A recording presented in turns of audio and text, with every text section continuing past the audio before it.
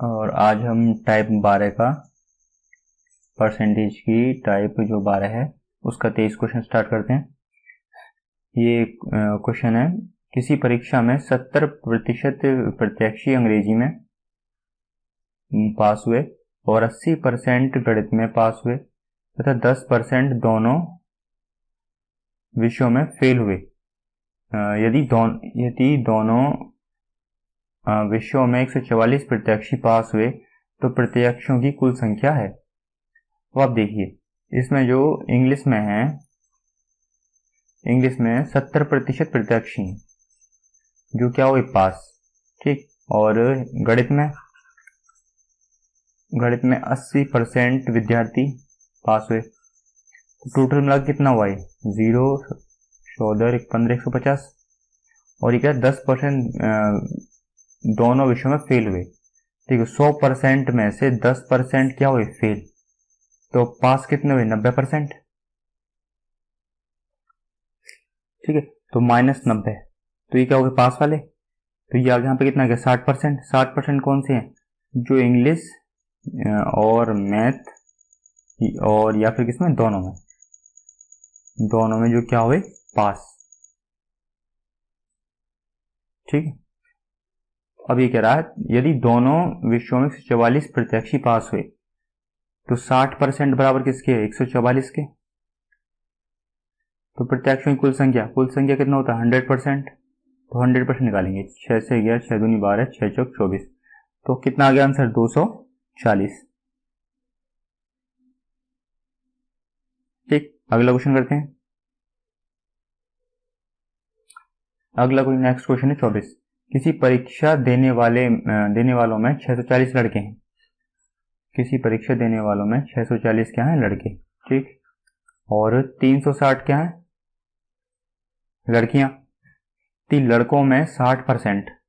अभी क्या है? लड़कों में 60% और लड़कियों में 80% परीक्षार्थी सफल रहे। तो फेल होने वाले फेल होने वाले परीक्षार्थियों का प्रतिशत कितना है? देखिए इसने हमें दे रखा है पास मतलब सफल होने वाले। ठीक है, पूछ रहा है हमसे कौन से? फेल होने वाले। तो हम क्या करते हैं, देखिए 100% में से 60% विद्यार्थी क्या हुए? सफल। तो 100 में से 60 गया तो कितना बचा? 40। तो 40% क्या रहे होंगे? असफल। और यहाँ 360 गर्ल्स हैं, लड़कियों में से 80% क्या रही सफल, तो 20% क्या रही होंगी? असफल। 100 में से 80 गया तो कितना बचा? 20। और 20 क्या रही होंगी? असफल। और इन सबको काटते हैं तो ये आ जाएगा 4 चौक 16 और 6 चौक 24 और 1 25, 256, 36 दूनी 72।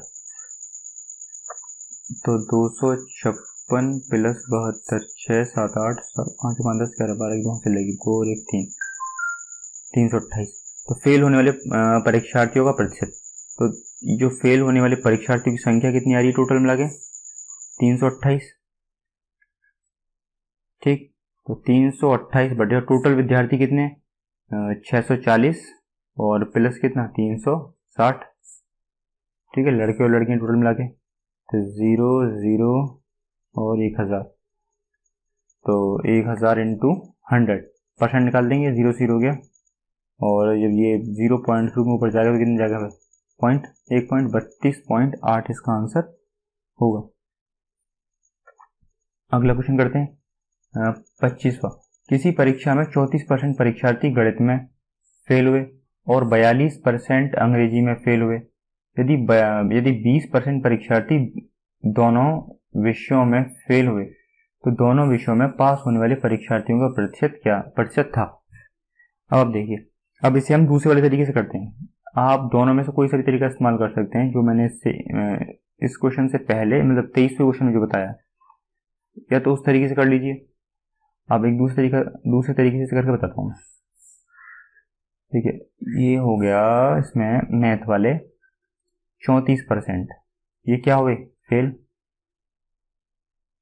और दूसरे हैं 42% अंग्रेजी में, ये भी फेल हुए। इंग्लिश में 42% फेल वाले। ये 20% परीक्षार्थी दोनों विषयों में फेल हुए। दोनों में कितना फेल हुए? 20%।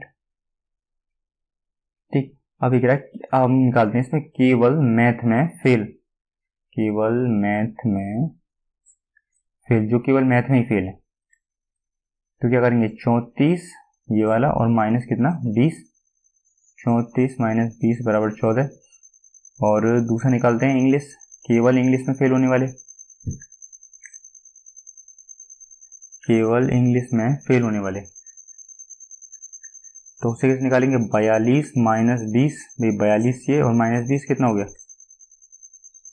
तो ये हो जाएगा 22। ठीक है, तो यहाँ आ गया 14% और यहाँ कितना आ गया, ये सब परसेंट में है। ठीक, ये भी सारा का सारा, तो यहाँ 14%, 22%। अभी कह रहा है तो दोनों विषयों में पास होने वाले परीक्षार्थियों का प्रतिशत। तो पहले निकालते हैं टोटल जो फेल हुए कितने, 14 प्लस 22 प्लस 20, 40 50 56। तो 56% दोनों विषयों में, 56% दोनों विषयों में फेल हुए। ठीक, और मतलब 100 में से 56% फेल हुए, तो 100 में से 56 गया तो कितने बचे 44।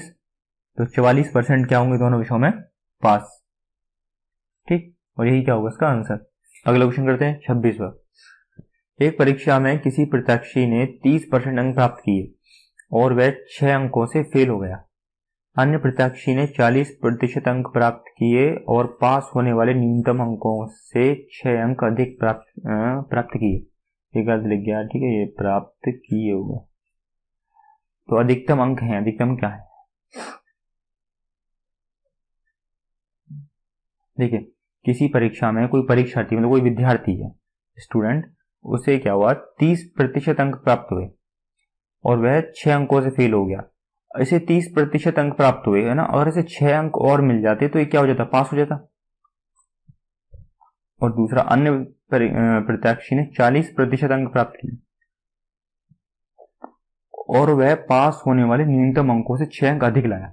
अगर इसके अंकों में से इसमें 6 अंक हम कम कर दें तो वो क्या हो जाएगा, पास हो जाएगा, वो बिल्कुल पास ही होगा। और यहाँ भी पास, तो दोनों की पास कंडीशन क्या होगी, बराबर। अब परसेंट वाले एक तरफ ले आते हैं और वैसे एक तरफ, तो ये क्या होगा 6 और 6 माइनस कर जाएगा तो क्या हो जाएगा प्लस में 12 बराबर 30 कर जाएगा तो क्या हो जाएगा 40 माइनस 30 तो 10%, तो 10% बराबर 12।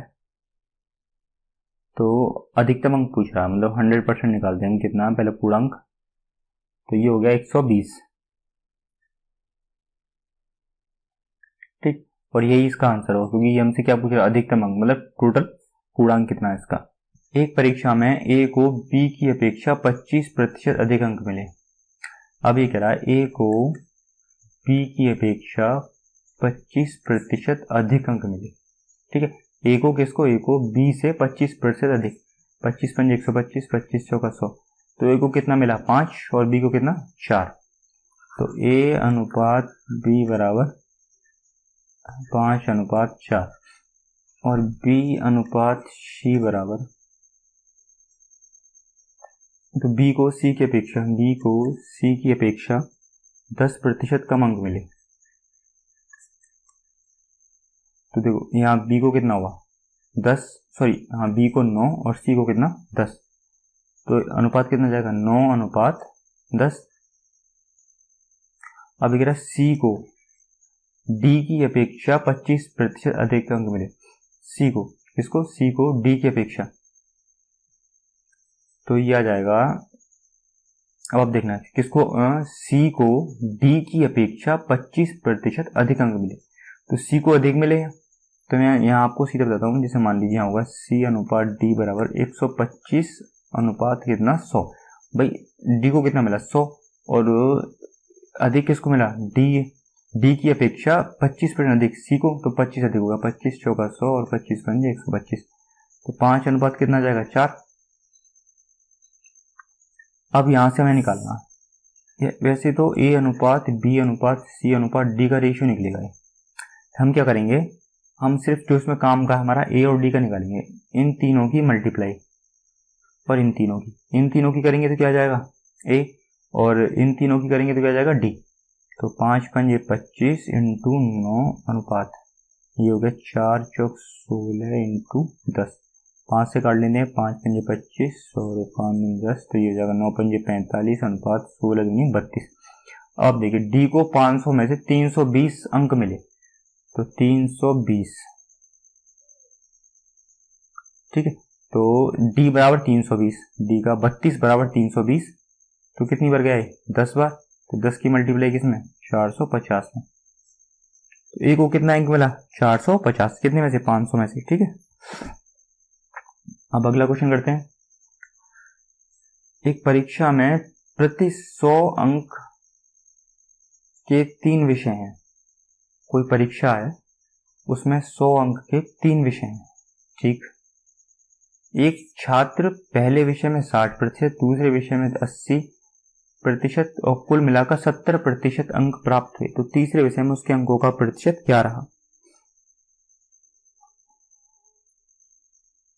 अब देखिए 100 अंक का है, पहले में कितना 60%, तो 100 का 60% निकालेंगे कितना हो जाएगा 60, और दूसरे विषय में भाई उसने बोला प्रति 100 अंक के 3 विषय, ठीक है, मतलब 100 हर विषय में 100 अंक, और दूसरे विषय में 80%, तो कितना जाएगा 80 अंक मिले, निकाल लेना आप। और कुल मिलाकर कितना है टोटल 300, 300 का 70 कितना हो जाएगा 7 या 21, 210। और आप देखिए भाई पहले में उसे मिले 60 पहले विषय में, दूसरे में 80 अंक मिले, तीसरे में हमको पता नहीं है, और टोटल मिला के उसे 210 अंक मिले, तो इन दोनों को प्लस करके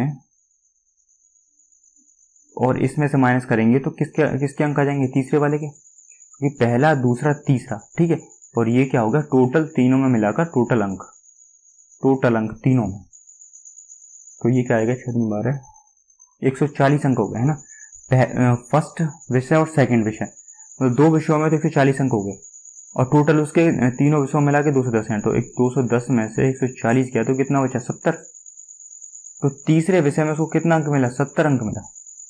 अब 100 का आप 70% निकालेंगे, 70 निकालेंगे तो कितना जाएगा 70% ही आ जाएगा ना, 100 का 70, तो कितना जाएगा 70%, 70% ही क्या जाएगा इसका आंसर। अगला नेक्स्ट क्वेश्चन 29वां।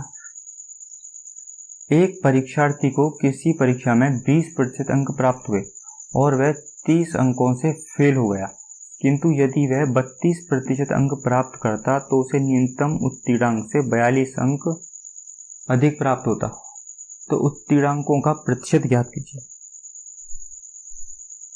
एक परीक्षार्थी को किसी परीक्षा में 20% अंक प्राप्त हुए, 20% हुए प्राप्त, ठीक है, और वह 30 अंकों से फेल हो गया। अगर हम किसी परीक्षार्थी को 30 अंक और दे दें तो वो पास हो जाएगा, किंतु यदि वह 32% अंक प्राप्त करता, अभी कह रहा है यदि वह 32% अंक प्राप्त करता तो न्यूनतम उत्तीर्णांक से 42 अंक अधिक प्राप्त करता।